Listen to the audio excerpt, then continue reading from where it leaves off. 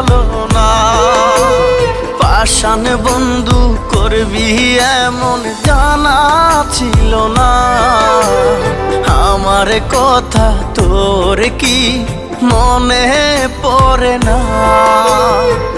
কত পহর গুনেছিলাম তুই আসিবি ফিরে, শূন্য পাখি আজও আমি আসলি না আর নীরে। আমি কি তোর মনে আগের মতো নাই? আমার কথা তোর কি মনে পড়ে না?